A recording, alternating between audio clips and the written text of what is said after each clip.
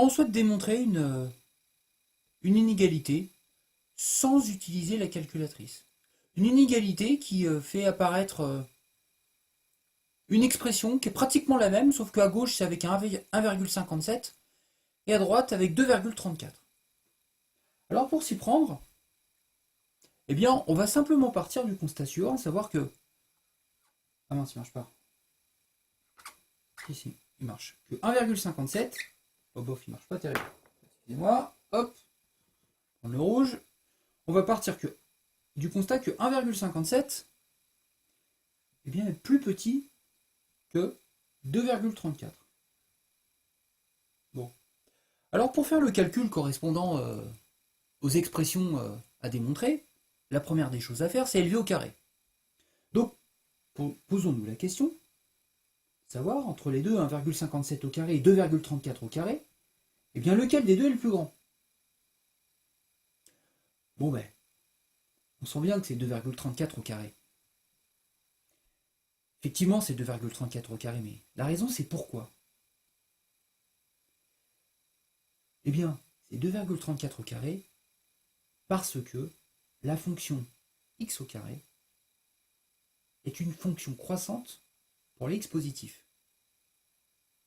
Je m'explique. Si je fais un petit graphique, bon, et que je représente la fonction x au carré, on sait que c'est une parabole. Une parabole qui a grosso modo cette allure-là. Si je représente 1,57 ici, son image, elle est là. Et son image, c'est 1,57 au carré. 2,34 qui est plus grand qu'1,57, je le mets à droite de 1,57. Son image,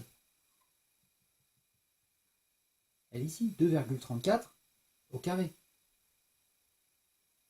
Et qu'est-ce qu'on observe? Eh bien, on observe que 2,34 au carré est au-dessus de 1,57 au carré. En d'autres termes, que 2,34 au carré est plus grand que 1,57 au carré. Et ça, c'est vrai. Pourquoi? Ben parce que la fonction qui a x associe x au carré, c'est une fonction dont la partie à droite des ordonnées, l'axe des ordonnées, est une fonction dont la courbe est montante, est une fonction qui est croissante pour les x positifs. Le plus grand des deux, au niveau des antécédents, eh bien, aura son image qui restera plus grande que l'image du deuxième. C'est donc grâce à la croissance de la fonction x au carré qu'on peut établir la deuxième inégalité. Passons à la suite. Après avoir élevé au carré, on voit que, en regardant l'expression, qu'il faut rajouter 3. Que se passe-t-il dans mon inégalité si je rajoute plus 3 ici et plus 3 ici? Est-ce que l'inégalité, elle est conservée? Ben oui, elle est conservée. On ne change pas le sens d'une inégalité si on rajoute le même nombre. Que ce nombre soit positif ou négatif d'ailleurs. Si on rajoute. Donc, on peut affirmer que 1,57 au carré plus 3 reste plus petit que 2,34 au carré plus 3. Bon. Alors ensuite, ce qu'on va faire, c'est passer à l'inverse. Et on va très rapidement comprendre pourquoi. Si j'écris ça, hop, comme ça. Alors le passage à l'inverse, il justifie par quoi? Ben, par le fait que, après, quand je multiplie par 4, eh ben, j'obtiens l'expression de gauche, là, dans ce qu'il faut démontrer. Question. Des deux, là, lequel est le plus grand? Eh bien, c'est lui le plus grand. C'est lui le plus grand. Et la raison à évoquer, eh bien, c'est la décroissance, pour les x positifs, de la fonction inverse, de la fonction 1 sur x. C'est par décroissance de la fonction 1 sur x. Une petite représentation graphique nous permet de nous en convaincre. Regardez. La fonction 1 sur x, elle est décroissante. Elle descend pour les x positifs. Elle a une tête comme ça. Là, je vais pour l'x négatif. Bon. Alors, là, je vais utiliser rectangle. Et là, rond. Rectangle et rond.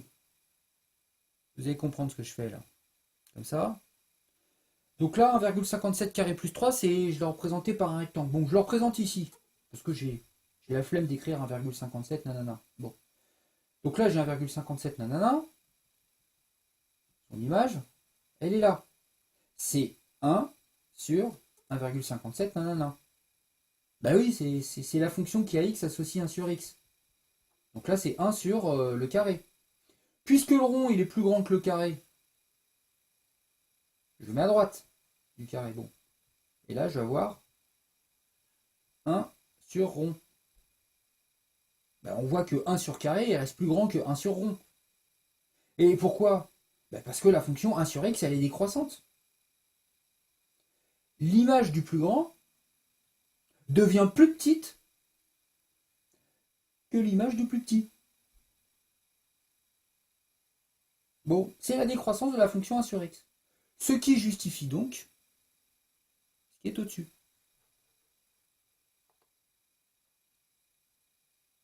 Bon, ben, terminons notre raisonnement. Alors comment on le termine? Ben là, on a pratiquement terminé. Hein. Parce qu'il nous suffit de faire quoi? Il nous suffit de multiplier par 4 à gauche et à droite et de s'interroger sur quel impact ça a sur l'inégalité.